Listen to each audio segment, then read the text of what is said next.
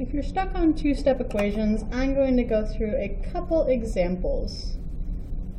I'm going to go over questions 1 and 2 to help get you started. So starting at example 1, my first step is to always draw a line through that equal sign. It reminds me there's two sides of an equation, kind of like on a balance. There's a left side and a right side.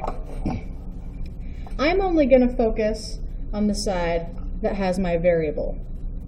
I want to get a by itself. So that means there's a 4 in the way and a 7 in the way. I want to get rid of those. The one that I'm going to get rid of first is kind of the lonely number, the one that's off on its own. And since this is a minus 7, the way that I'm going to get rid of minus 7 is plus 7. And if I do plus 7 to the right side, I've got to do plus 7 to the left side. 5 plus 7 is 12. There's my equal sign. And a minus 7 and a plus 7 equals 0. They cancel each other out because I did the opposite.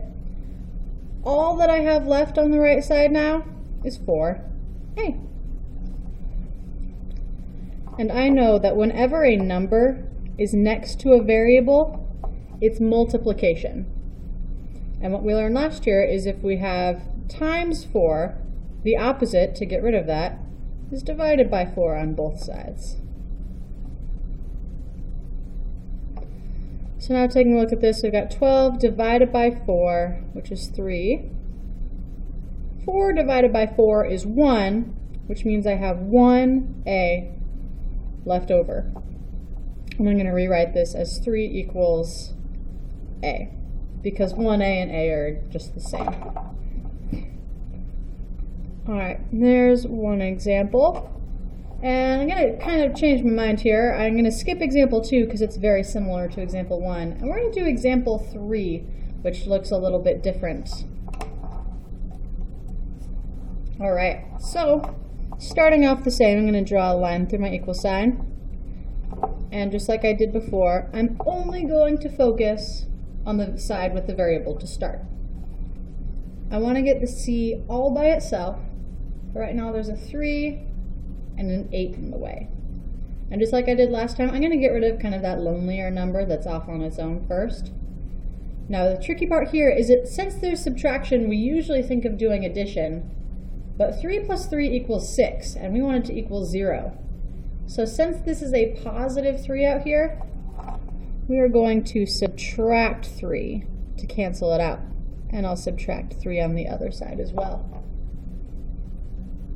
So over here, 3 minus 3 equals 0. And the only thing that I have left over is this 8c, but I've got to be careful to keep that minus sign there. The minus sign didn't go away, so it's now a negative 8c. My equal sign is on the line. 35 minus 3 is 32. And now, just like we did before, negative 8 times c. The opposite of times is division. Negative 8, negative 8.